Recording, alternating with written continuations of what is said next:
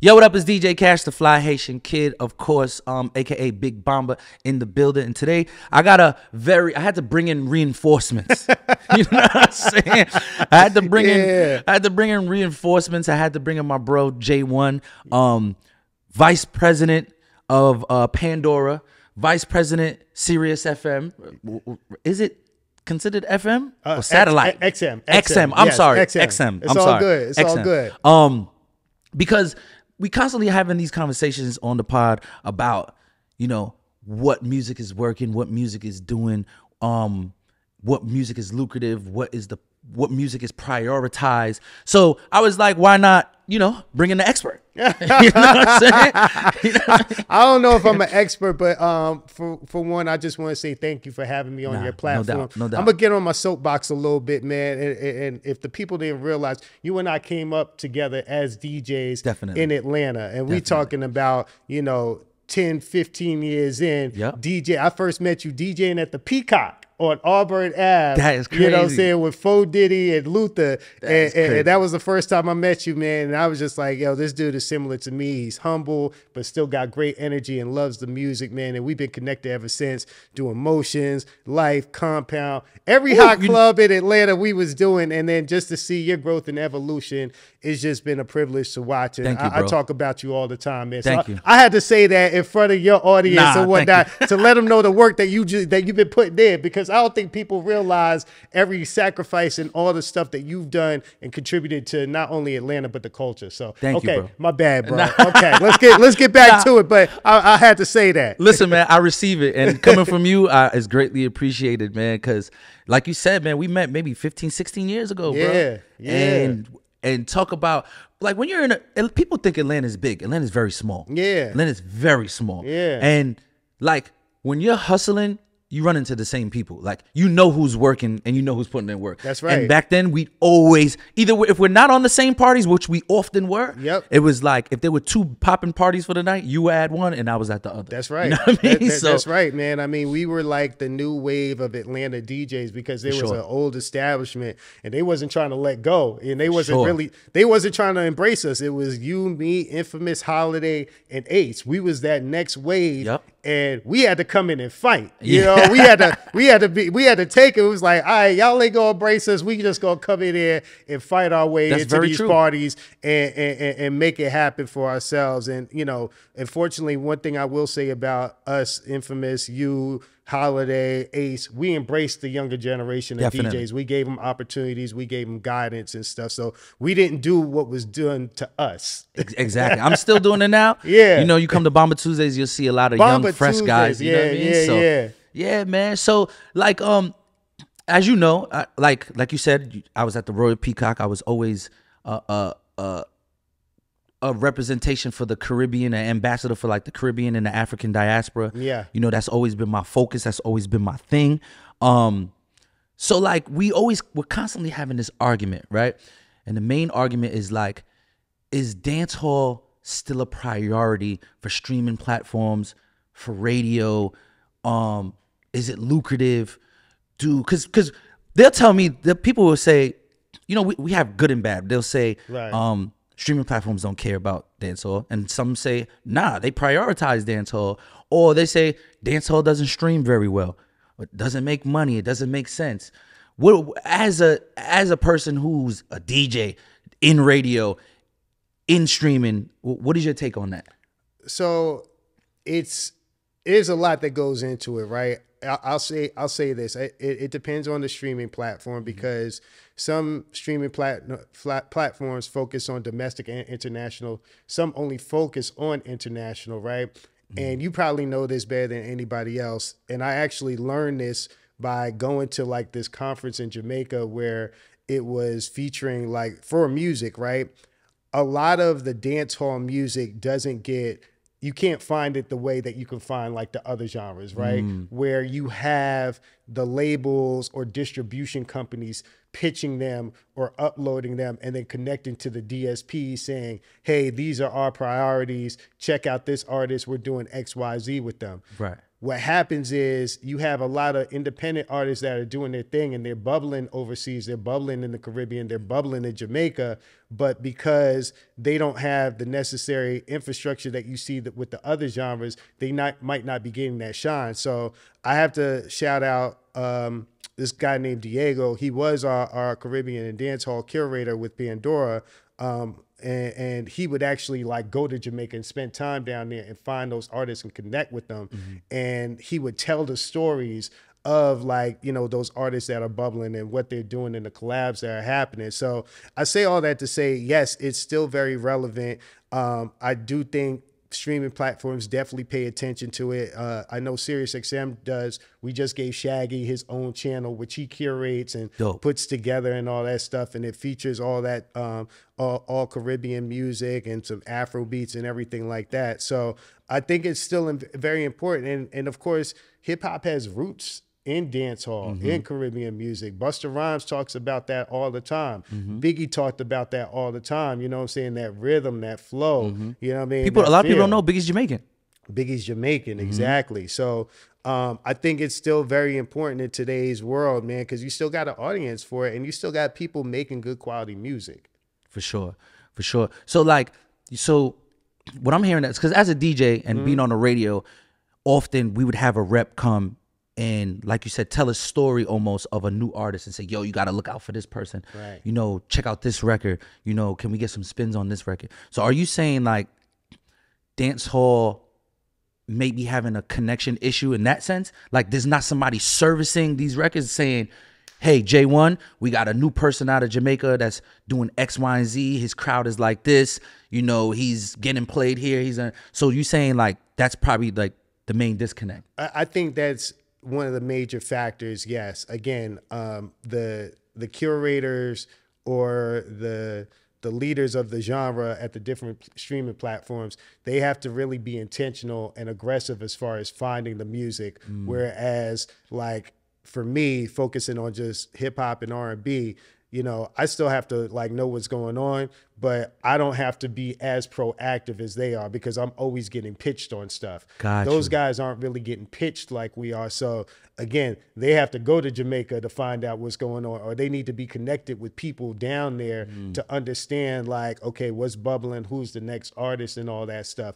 If you're not really doing that, then you're just going to kind of be like reactive instead of proactive. Got you. So even with all of that being said, how does I know you don't have like numbers and stats in front of you, but yeah, like how does dancehall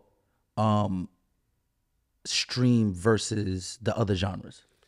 Again, it just depends on the streaming platform, right? So Pandora is only US based. So it's not gonna stream as well as it would for maybe an Apple or Spotify or like something like a Deezer or something like that, which have imprint overseas and that people can get in the country. Like the first thing when I went down to Jamaica and I said it was from Pandora, they were like, well, why don't we get Pandora in Jamaica? And then I had to go into licensing and all explain the whole backstory of why we're not international. So, you know, for my platform, I could say, you know, it doesn't stream as much as the other genres, but that's not due to a lack of the quality of music or anything like that. That's just us being a domestic-based streaming platform. Got you. You know, and most of our demand is with pop, hip hop, R&B, country, Afro beats now, which is really big and has been emerging for quite some time now. And even Latin music, because you have a big Latin population out here. You know, we still see decent numbers on it, but it's not as big as the other genres. But like I said, you know, if you go to Jamaica, they can't get Pandora, so they use other streaming platforms, and they'll tell you like their statistics and how they're doing on the other platforms. Right. But there's just that disconnect. Right. So like, how does Afrobeat or African music stream then? On the platform?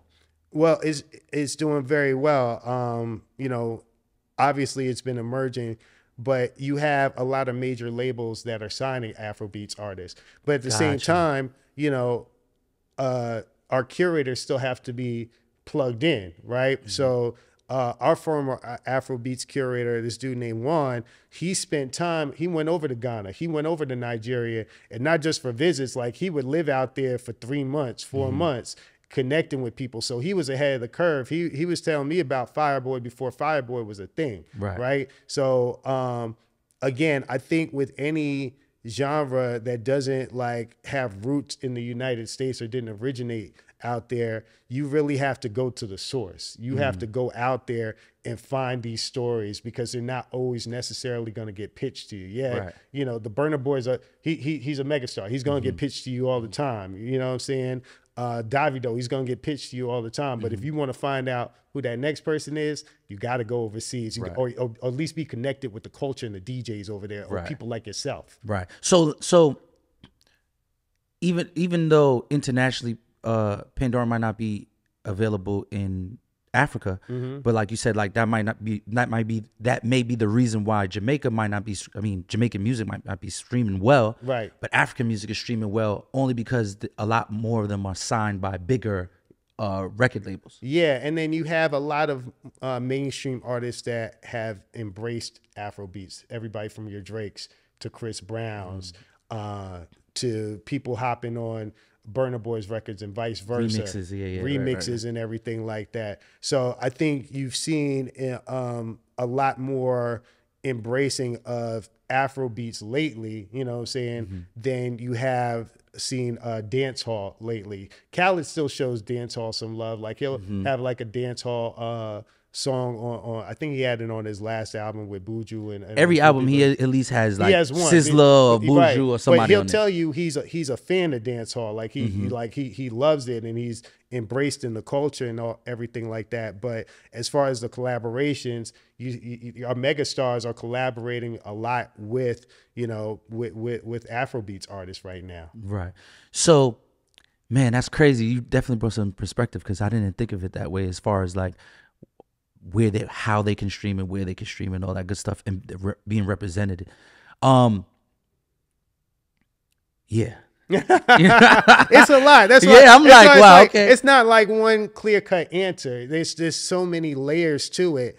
And again, it's just like you just have to sometimes look at the numbers, look at the availability, and put things in perspective, right? Because I mean, again, if you go down to Jamaica, they'll tell you like, hey, I listened to a Spotify, I listened to an Apple, obviously YouTube, because again, you can get these anywhere, whereas some other platforms you can't get them in Jamaica. So you're gonna go what you have accessibility to, right? You know what I mean? But why do you think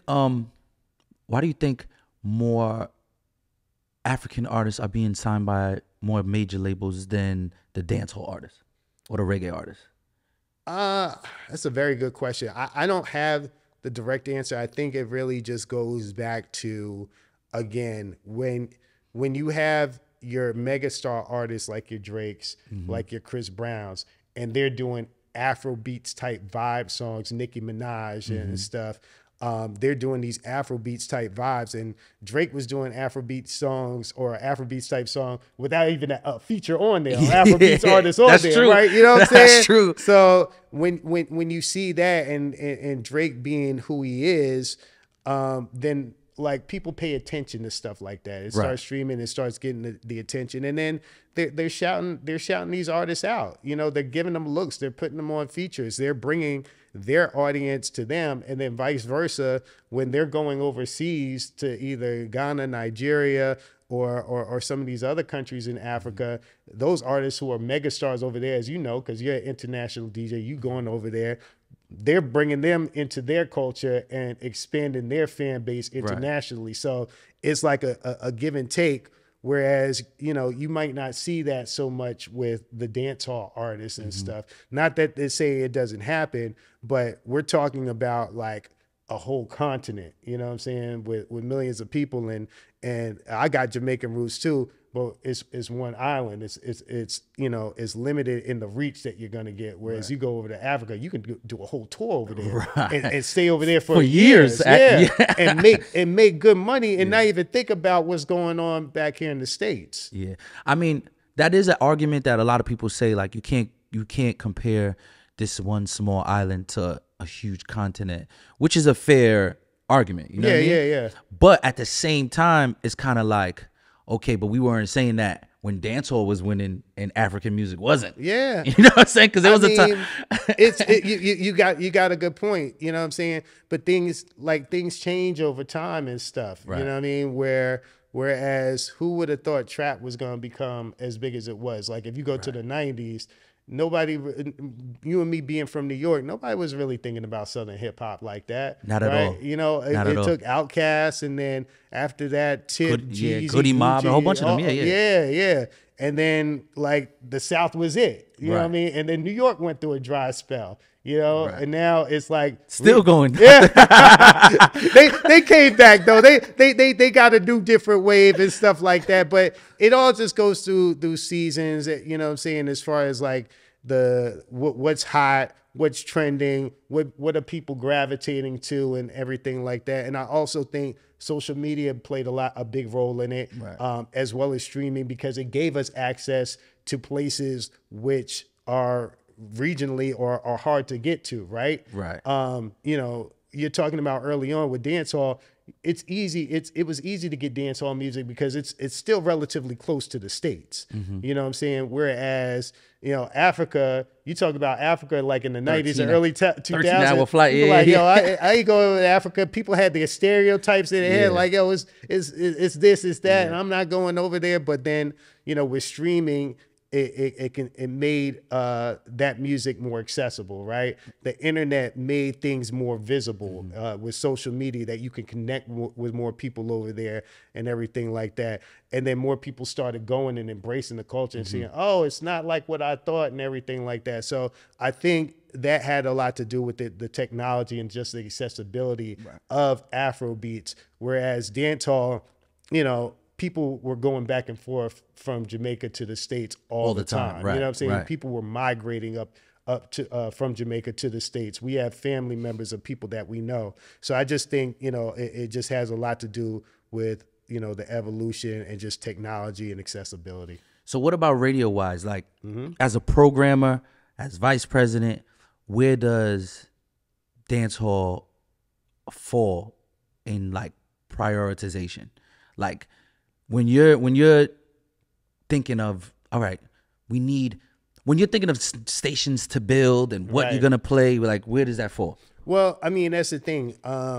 That's the beautiful thing about like where I work at Sirius XM and Pandora. We try to make listening experiences for everybody, right? So we have today's dance hall, and we have different dance hall listening experiences or playlists or stations on Pandora. Like I said, on the Sirius XM side, Shaggy has his own channel on Sirius XM where he curates the music and like brings other artists in, as whether they're DJs or special takeovers, interviews, and stuff like that. So we have those outlets, right?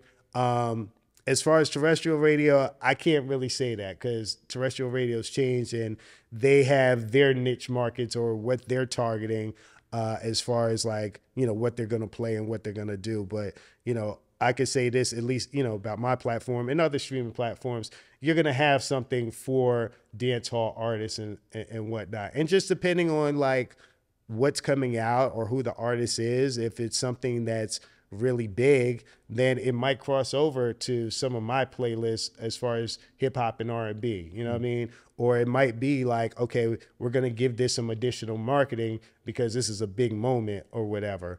So it really just depends on like who the person is and the moment, but we're always going to provide that outlet because there's people that want to listen to dancehall. Right. So like the past couple of years, especially during the pandemic, I'm a Piano has become like a crazy wave. Yeah. Like I know everybody thinks it's Afrobeat, but it's not. You know No, what I mean?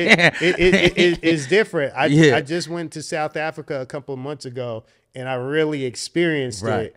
And it was just like, man, they would go like sets and hours of just playing that. It's a real lifestyle. It's a real lifestyle, Yeah, man. it's a whole And, I mean, lifestyle. people popping bottles Yeah. to it and having a good time. And, It's you a vibe, bro. It's like you got to feel it and see it to Yeah. experience it. It's a vibe, man. So like, is Pandora or Sirius like? How do they view like I'm a Piano? Like, where does that fall? as far as like programming and priority and have you guys seen like a surge in numbers in like Pandora or Sirius when it comes to I'm a Piano? No, that's a good question. I still think we need to get more proactive on that. Like, I'm very transparent. I haven't done my due diligence as far as looking at it on the platform and everything. But again, me going overseas like about a month ago, it kind of opened up my eyes to it. So it's like, okay, it put it on my radar or whatnot, So I think we do need to do a better job as far as creating a specific niche listening experience just for that. You know what I'm saying? Because there is a difference and it is growing. So that's part of being progressive, part of like going overseas or talking to individuals like you and understanding, okay, what's developing, what's evolving, what's that next wave, and then being ahead of the curve and creating that. So, man, I'm going to talk to my Afrobeats curator and my international team and say like, hey, are you guys up on top of this? Bro, because it's crazy because I did Dubai a few months ago and like that was my second time of the year going. And my set is just I'm a Piano. Wow. You know what I'm saying? And like I did 2 spots. And I mean not only just me, but like when you drive around the city, when you on the strip getting something to eat or whatever, you hear I'm a Piano blasting out of almost every car, bro. Yeah. This is in Dubai. I was like, yo, I'm looking around like, yo, this is crazy. Yeah. And it's the same thing with like London. It's the same thing with like Australia. It's just like I'm a Piano is just taking over. You just, walking by, you hear these cars and you just hear what people are listening to. It's just, I'm a piano, I'm a piano, I'm a piano. It's like, it's insane. I haven't seen like a resurgence of music like this in a long time. Like where it's just a new genre, something completely new and growing this fast. Like it's insane, bro. I think that's so important, like why it's so important to go overseas and just get the vibe and go to different countries and embrace those cultures, because like sometimes we just have a narrow scope just being in the US. Obviously it's the most powerful nation in the world. But it's also so very important to go to like a Dubai, go to London, go to Africa, and just see what they're doing, listen to what they're like listening to and stuff like that. Right. Going to the clubs or the lounges or going to like different spots where people are playing music and everything like that. I mean, I went when I was in South Africa. I went to like this farmers market and they had a DJ.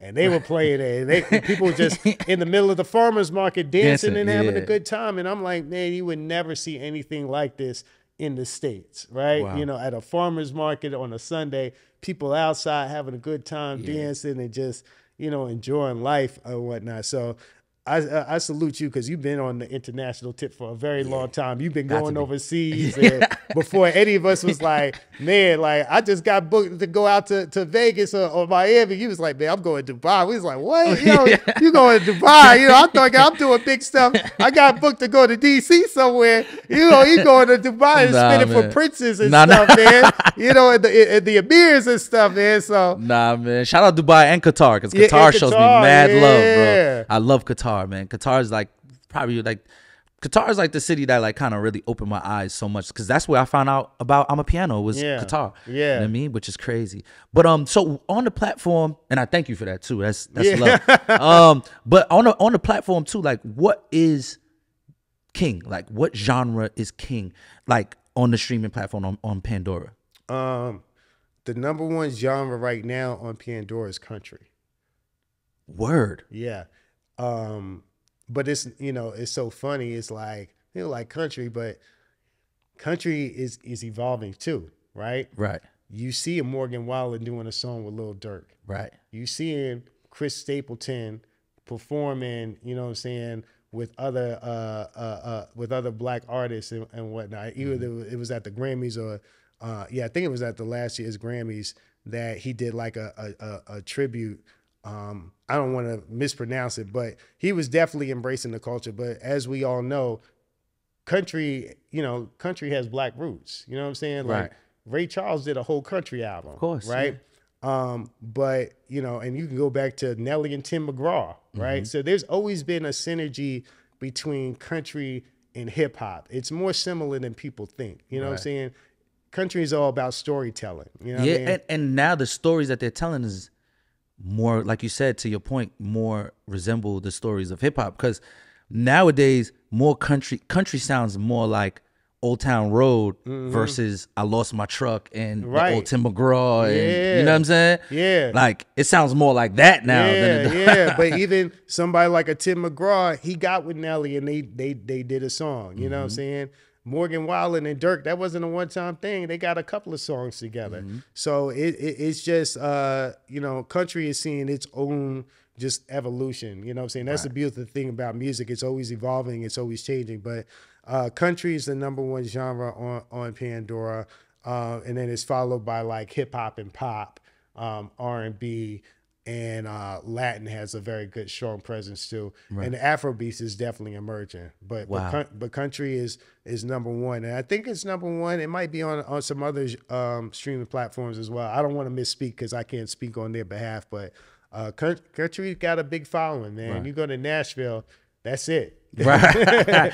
But I hear like you constantly hearing streaming platforms or people who work with streaming platforms and DJs and club owners and record labels are saying like hip hop just isn't what it used to be. Like as far as numbers wise, as far as streaming, is that true? I mean, I think you got to put it in perspective, right? Hip hop experienced so much growth that it still is the #1 streamed or consumed genre in the world. But you get to a point, it's like, how long is the growth sustainable? So How much more time do we got with this? right, exactly. It's like, okay, if it peaked at like 25, 30, 40, not 40%, but like between 25 and 30% of all streams in the world, right? To be the #1 genre. And then it dips back to like 22%. And these aren't exact figures. I'm just using this as an example. Okay, yes, it's going backwards, but it's still #1, right? And like you said, there's other genres developing. There's other resurgence of genres. You know, country is experiencing some growth. So it's not saying that like, yo, hip hop ain't what it used to be. It's just like, okay, the growth period, it might have peaked as far as its growth. It might not have any more growth spurts in them, but that doesn't mean that it's still not #1, if that makes sense. But I think hip hop and dancehall, I think they're just both going through transitional periods. I think we see that with music a lot though too. Absolutely. You know, Absolutely. I think hip hop has done that 3 or 4 times. You know what I'm saying? Where it's like, yeah, it's changed where everybody was like, I don't know. You know what I'm saying?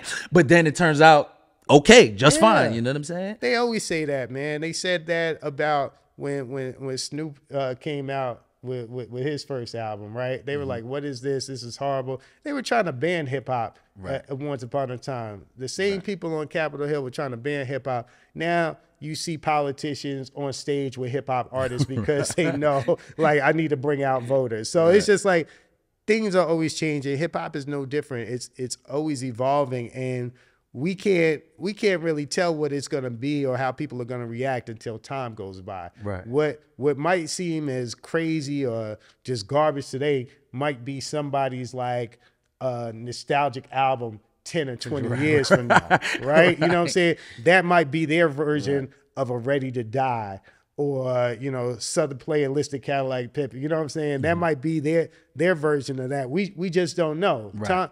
Time is really the ultimate judge of things. Right. So I think it's evolving like everything else. Like you said, it's just going through its transition period. Last year, hip hop didn't have a #1 for almost the first half of the year. I think it was Lil Uzi Vert who got the first hip hop #1, and everybody look at Lil Uzi like, man, he's just a different form of hip hop, man. Hip hop is like a tree, It started with the trunk, and then it started branching off into these different branches, and no branch looks the same, but it all comes from that same root. Yeah, that's kind of like how I view dancehall, because I feel like dancehall is kind of like the mother to all, or the father to all, almost all these genres. Like, you probably can't name me in the last 30, 40 years a genre that hasn't been influenced somehow, some way from dancehall, like or Right. reggae music. You know what I'm Right. saying? Nah, 'Cause you're even like absolutely the right. African music, African like the Afro beats, because Afro beat was very different Yeah. than what we hear today. When Fela was invented it and was doing his thing, it sounded very different. And I think the change and the influence comes that we, from the and why we hear the African music we hear now. A lot of that stems from dancehall. That's a good Like point. a lot of it. That's You a know what I very mean? good point, man. So like I always hear people always saying talking about, you know, when somebody has crazy streams or something dope, and people you hear people say, oh, those streams are fake, and that I always seem like how is that possible? Like, can people really fake streams? Absolutely. For real? People can fake streams? People can fake streams. I mean, it's there's different ways to do it. You know, I'm not gonna give like the whole like way to fake your streams and stuff like that, but there's companies that specialize in faking streams, whether it's like bots, you know, they'll have like farms of phones and stuff that just sit there and stream records over and over again. But you know, with that being said, the streaming platforms are getting wise to this and have different ways to flag things and mechanisms. So I tell people all the time, it's not worth it, you know, but don't think it's just like, you know, a taboo thing that a few people do. It's a problem within the whole industry, you know what I'm saying? As far as people faking streams, or, you know, some might be real, some might be padded and all that kind of stuff. But I tell people all the time, it's not worth it, because if you get caught, then it can mess up your royalties and it can mess up your future releases with that platform if you get caught. So it's a real thing though. Wow. So if you find an artist that's faking streams, like what does Pandora do? It's a great question. So we have to make sure that like we have the evidence that they are faking the streams, and then we'll either go out directly to them or their label or whoever they're representing, and you know, we'll have a conversation with them. You know, first time is usually a warning, and if we find something fraudulent again, they could either, you know, it could either affect their revenue or their future releases on the platform. Like, Wow. yeah, I mean, it's serious, man. But why would somebody? To me, that's such a disservice to yourself. Like, Yeah. why would you want to fake? Because the whole purpose of the analytics is to get information on how to build your audience. At least to me, Yeah. like when I look at my analytics, I'm looking at, okay, who's streaming my music the most. Okay, that's where I'm gonna try to do a show next. That's where I'm gonna try to link with promoters or artists next. That's where I'm gonna try to, like, you know, promote a show or make music geared towards that. Like, you know, because you can see if it's more women, more men. Then once you get those numbers, you can kind of like make better music and be more successful. So what's the advantage of faking your streams? Well, see, that's because you're a person of integrity and you're a purist. You understand the correct process. But it's the same reason why people buy fake Instagram followers or fake followers on social media. You want clout. You do it for clout, right? You do it for clout. You do it if you're indie artist. You're trying to get a deal with a major. You're like, yo, look at what I'm doing on my own. I got 1 million streams on my own. I'm getting 1 million streams a week. Blah blah blah. Trying to get a bigger deal. Right. You know, maybe you're a signed artist and you're trying to boost your stats on release date. Like, oh, I streamed this amount of streams my first week. You know what I'm saying? I came in number 5 at blah blah blah blah blah. But that kills me because it means nothing. Like, what does that mean if it's not real? You know what I'm saying? Like, what does that mean? It doesn't mean anything. Like, People like to live in the Matrix, Cat. you know what I'm saying? Some people want the other pill. What was it? The blue pill? blue, yeah. Then some people want the that blue just pill. blows my mind, because it's like that. Like, what are you doing this for? Like, it doesn't make sense to me. It makes absolutely no sense to me. But Yeah, I mean, again, people do it for different reasons, and I'm not saying it's right, and I'm not justifying it by any means, because I tell people all the time, like, there's no shortcuts. You take a shortcut, it's eventually going to come back and bite you in the ass. But people still do it anyway. They think, like, I'm going to be the one to get away with it. But, all right, well. because I always had the philosophy of, like, I'm cool with getting one fan at a time. Mm-hmm. Like, I'm cool with that. You know what I mean? Because I'd rather have, because I always tell DJs this, right? You don't need a stadium full of people to be successful as a DJ. Right. Like, real talk, if you have a core following of 500 to 1,000 people that really rock with you, you can make a great living as a DJ. You can. You know what I'm you saying? can. And again, you are a purist. You know what I'm saying? You've done things the right way, and you've done things the patient way. Right. But society has changed, man. We live in a microwave society where people want instant gratification and instant results. They see what's happening on social media, and there's a lot of comparing. Like, you see this person, like, man, they got a viral song, they blew up overnight. Why can't that be me? I need that. But not right. I need that. I want that. You know what I'm saying? It's not just with music. You see it with dating. You see it with possessions and everything like that. And you know, I mean, social media is a double-edged sword. It's done a lot of good, but it's also made people like compare themselves to what they see. But what they see ain't all the way real sometimes. Right. So it's kind of wild right now. I don't really have the answers and stuff. But again, you know, when I tell artists, when I'm speaking at panels or I'm doing discussions, I just tell them, like, not every path is the same. Like, those viral moments, they happen once in a while. They don't happen for everybody. Right. So and viral moments aren't always good for you. They're not. They're not, because you don't know the mistakes that you need to make, or like you don't have that infrastructure to support when you blow up. That's why you see so many viral artists. They get that one song and they don't know what to do next. Right. Because they didn't make other music, or they didn't, you know, build that audience up, or they don't have that database, like you said, one fan at a time, or work on their show, going on tours and stuff. That's why I look at like an artist like Tusi and Jack Harlow and all those artists that like really just started out right before the pandemic. And then, you know, when they caught those big songs, they were ready for it. Right. They were able to capitalize. Because they built that base. They built that base. They had the team in place. They had been on tour. They performed. They, you know what I'm saying? They developed as artists. And we're not seeing the artist development as much as we used to. You know what I'm saying? Right. They catch a little wave, whether it's streams or on TikTok. They get signed. You know what I'm saying? They get their song goes as far as it goes, and then after that, it's a wrap. Yeah. The last thing I wanted to talk to you about was when we were DJing on the radio, because we both were on the radio. Yes, you know yeah. Let them know, Cass. Let them know. I'm still there. I'm still on the radio. I just.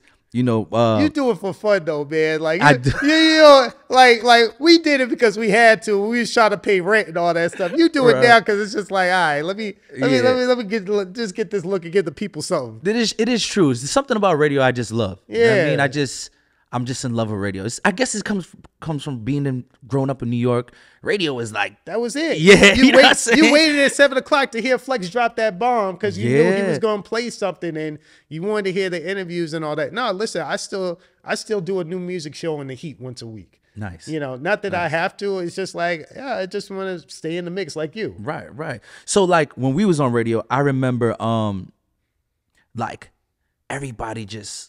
Because once you have a great time slot on radio, or you're on there enough, everybody is just on you trying to pitch you music, and that was like the thing. That's how you broke an artist. You get them on enough mix shows, right? Because I believe one DJ breaking your record is a myth. I don't think yeah. DJs love to say I broke this. I'm like, bro, no, you did. Yeah, like, bro, you know what it takes to break a record? Like you in your one market, right? In Alabama, no disrespect to Alabama, but it's like that ain't make the record. Like, you know what I'm saying? So and they be mad when they don't get the plaque. Yeah, you know what I'm saying? But now the new mix show is playlists. That's like the new mix show. Like everybody wants to be on playlists. Like, how does an artist get on playlists? Well, the proper way. Well, I'll say this too. Just going to your point about DJs, people think like, yo, if I get on your playlist, I made it. One playlist ain't gonna break you.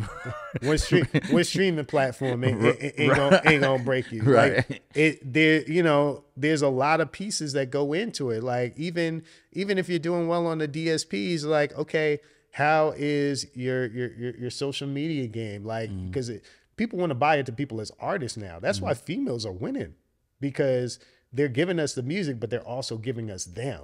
And people want to be able to gravitate towards something.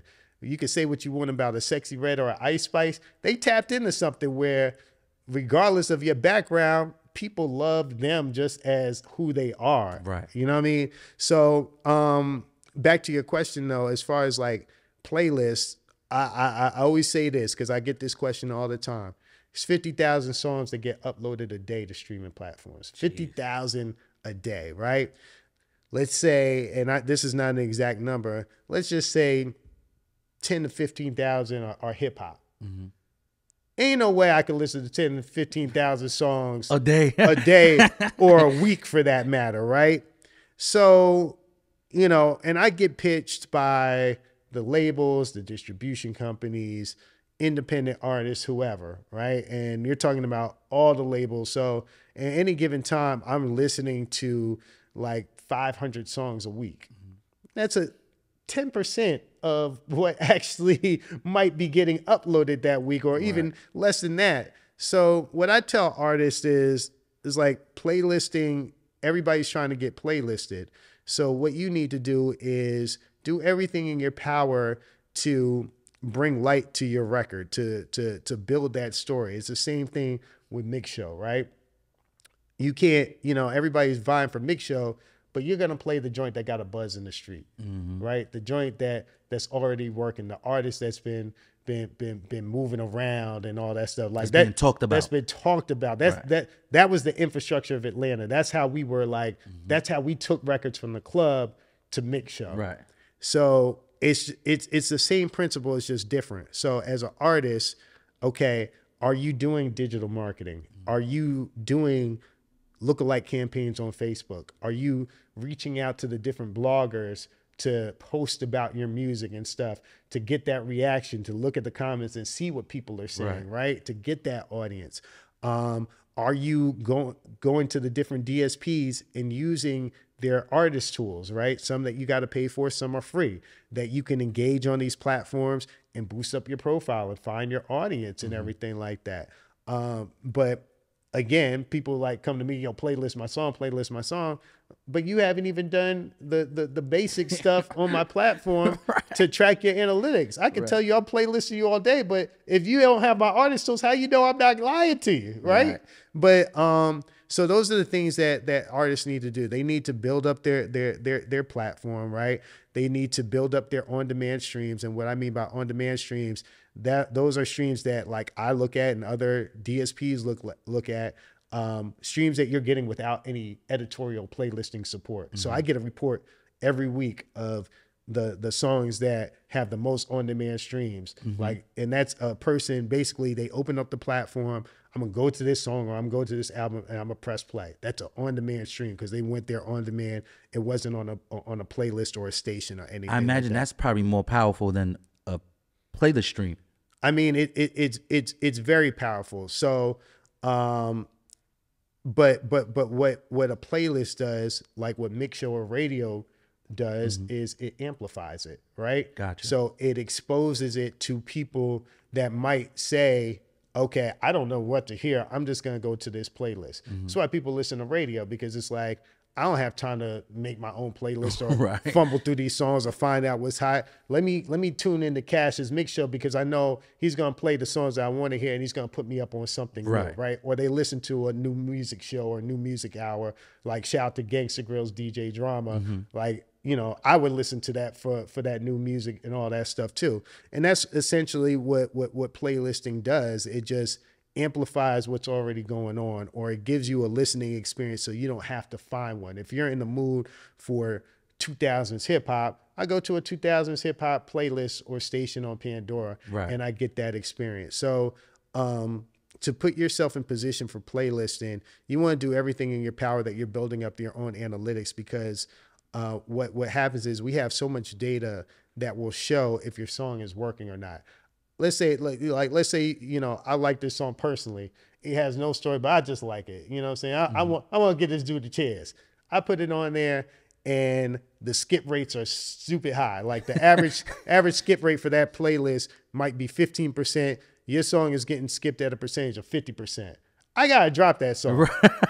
You know what I'm saying? Like, I got to drop that song because we see the data. We see the amount of people that skip the song, the amount of people that complete the song, the amount of people that thumb up the song, thumb down the song, all that stuff. So there's no capping. There's no coming to you saying, yo, I'm the hottest thing. Everybody loves my song. There's no capping. And then if I don't pull it off, the algorithm is going to pull it off. You know what I'm saying? Like, the DSPs are very smart with this because they're like, all right, like, you don't want to pull it off? We going to reduce the amount of times people hear that song and it gets pulled back. So I tell people, like, you don't want to get on that big playlist unless you're absolutely ready for it. Because if you're not ready for it, hurts you in the long run. It's going to hurt you in the long run. But again, it's all about like educating and having conversations because just like when we was on radio, I get my song on radio, I'm good.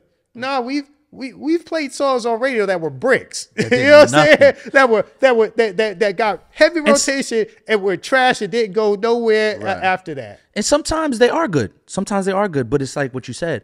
If you don't sell the story, if you're not out shaking hands, kissing babies, right, it doesn't go anywhere. It might have a moment. It might have a moment, and then that's it. I remember having this conversation with K Camp when Money Baby, when he first came out with Money Baby, and they had a little bit of a buzz. And he was like, yo, what's up? What's up? You know, let's put it on right. I said, man, just wait. Just work it a little bit more. Right. I said, it ain't the time yet. Trust me on this. And we gave it about like 4 or 5 months. That's when he went to Mix Show and then it tested well. You know what I'm saying? Like, I'm sure it tested well. You were probably at V at the time, and it tested well over there. And it, you know what I'm saying? It just needs time. The meal needs to cook a little bit more sometimes. Right. You got, and sometimes it smell good, but you still can't take it out the oven yet. It ain't ready yet. Like the cookies, like, you know, you smell the chocolate chip cookies, but you take it out, it's still dough. Right. You know, you got to wait a little bit, man. So it's all about timing. It's all about making that story. And it's all about, again, putting yourself in a position where you're popping up and you're rising above the noise, because there's a lot of people out there putting out music and wanting to get playlisted. So I tell people, you want us coming to you instead of you trying to holler at us, because everybody trying to holler at us. Right. Very dope. Man, we might have to make this a series, my G. Hey man, listen, I'm ready, man. You know what I'm saying? I'm here at your call, bro. You my brother. Nah, because I'm pretty sure there's when I go back and watch this, I'm gonna be like, man, there's so much more stuff I have to ask this guy. And I know so much more people gonna hit me and be like, yo, but what about this? Yo, I put a song on Pandora 2 years ago, and I know that's coming. You know what I'm saying? But I love these conversations, and like I like going out to speak, whether it's a podcast or a panel, because a lot of times it's just education, man. Right. And I want to give people the knowledge. Now, what they do with it is on them, but they can't say, oh, Jay, you kept everything from us, or you didn't put us up on game. Right. No, I gave you the knowledge. I showed you this is the best practices. I can't tell you the cheat code because it really isn't a cheat code. Right. I'll just show you like some best practices, whether you follow them or not, that's on you. But I really feel like this knowledge needs to get out. And what I find is artists of all genre, 99% of them don't know how streaming works. No, they don't. They have no clue, bro. But Cash, the information is available. That's the problem. Yeah. Like the information is out there. The internet, Google. So there's no gatekeepers. Stuff. Huh? There's no gatekeepers. There's no, the gatekeepers, like how it used, there's not, the barriers of entry have been lowered, right? Wow. So you could still, like, you still got gatekeepers here and there, but you have a lot more control over your destiny than what you had 10, 15 years ago, where radio was essentially your gatekeeper. Right. You didn't get on radio, that was it. You wasn't getting popping. But with that, because the barriers of entry are lower, you have more competition. You have more people making music and putting stuff out, and it just makes it harder to rise above the noise. Right. So you can make it happen. There's songs I personally didn't like, but because they were doing well on my platform and there was a demand, I had to playlist. Right. I didn't have a choice. You know what I'm saying? Same with DJing. There's some songs you don't like, but you play it every night because you're like, I hate this song, but people love it. Right. And you hold your nose while you're doing it. Right. And you're just like, but the people love it. And at the end of the day, forget the industry, forget the labels. It's all about the listeners. You know what I'm saying? When we was in the clubs, you know, forget about the owner, the waitresses, the bartenders, the bouncers. It was about making those people on the dance floor happy. It was making those people who bought the sections and paid their hard-earned money to come in and have a good time for a couple of hours and help us eat. It was about making them happy. Right. Everybody else was irrelevant. You know what I'm saying? The guys that was like, play my song, play my song. You know, you and I both know, man, we basically wouldn't take money because we were afraid that it would mess up our dance floor. Definitely. Yeah. And it's like vultures, man. You play one, everybody's coming. It opens up the floodgates, right? Yeah, and then your whole set is unknown music. Yeah, you know what I mean? Absolutely. So it's all about the listeners at the end of the day, what the people are feeling. Right, definitely. Well, thank you, bro, for coming through. I appreciate it. I'm absolutely 1,000% gonna have you back. Oh man, anytime, man. Again, thank you for the platform, for having me on your platform, and just everything that you're doing. These types of podcasts in a world where there's like 1,000 podcasts and everybody talking about relationships and messy stuff. We need these types of conversations where people are getting good knowledge and having substantive conversations. Nah, thank you, bro. I thank you for coming. I know you're a busy guy. Thank you. I appreciate you. Till next time, let them know where they can find you. Oh, yeah. At Poster Child J1, POSTERCHILD, letter J, number 1. My man's still DJing. That's why they still call him the Poster Child. You know what I'm saying? little something, man. Might come out retirement here and there. You know what I mean? At DJ Cash, ATL Cash with a K on everything. You know what I mean? Make sure you follow us, subscribe, like, all that good stuff, comment. You know what it is. We out.